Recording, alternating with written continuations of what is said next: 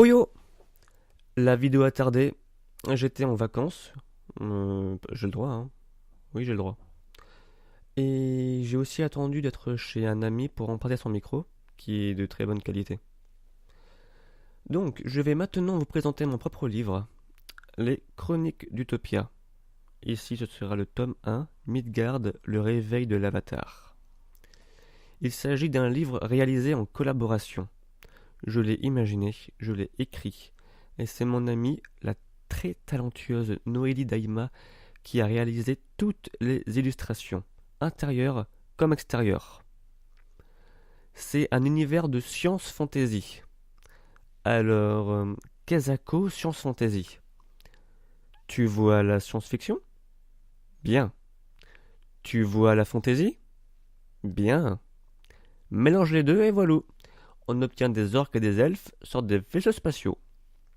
Dans mon univers, on émerge au sein d'Utopia, un monde d'îles volantes où cohabitent magie et technologie dans un océan de vide, l'astral.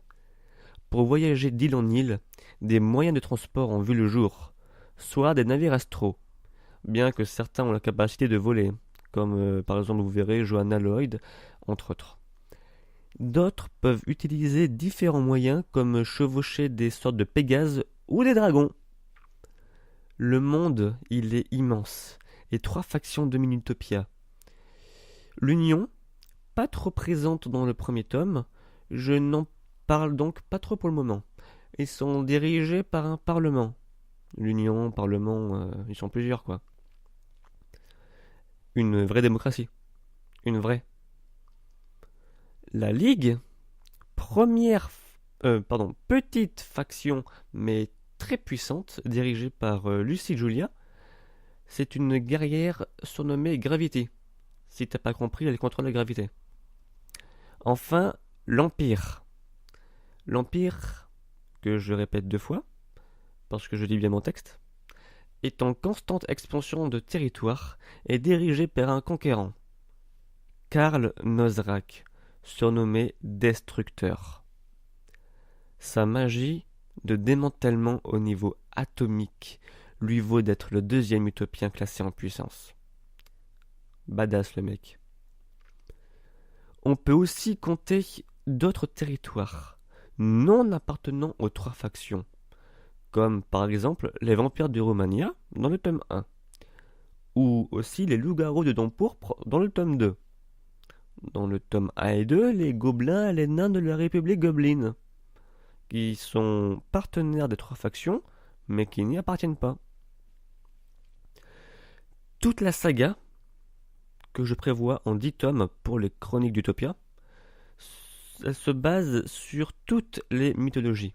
Toutes, sauf celles que je connais pas, ou que j'ai oubliées dans mes recherches. Comme je suis myope, c'est possible.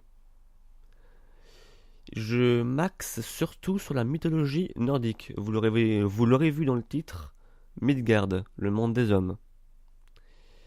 Et juste pour le kiff, j'ai inventé une nouvelle mythologie, pour le bien de l'univers. J'ai rien à faire dans ma vie, vous pouvez le dire.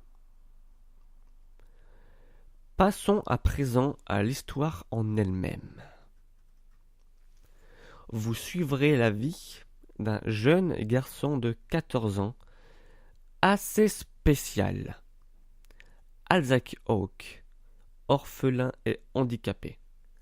Il n'a pas eu beaucoup de chance celui-là.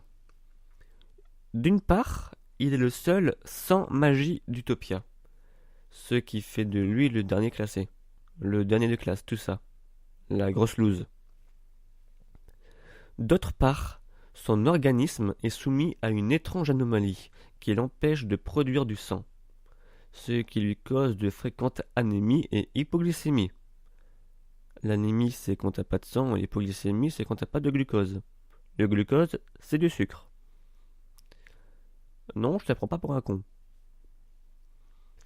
Enfin, il a le mal des transports, un peu con ça aussi. Le mal des transports et l'anémie et l'hypoglycémie sont réglés, entre guillemets, grâce à des sucettes.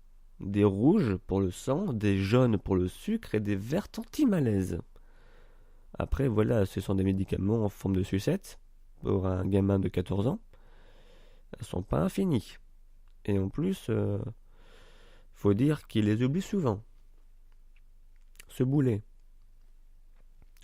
Mais là où ça devient intéressant, c'est que s'il n'a pas de magie, il a un cerveau. Et il sait l'utiliser.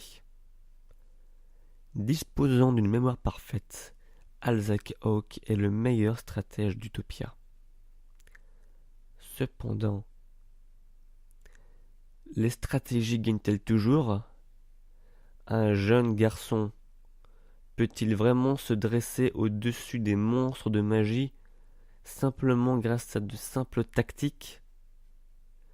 Quoi qu'il en soit, il n'a jamais perdu jusqu'à présent. Et il a développé une certaine arrogance qui pourrait bien lui coûter cher un jour. À côté de ça, il ambitionne de devenir un capitaine corsaire sur son propre navire astral. Avec ses handicaps, faut avouer que c'est pas gagné. Sachant que, comme l'indique le titre du roman, un mystère plane sur d'étranges entités portant le nom d'Avatar.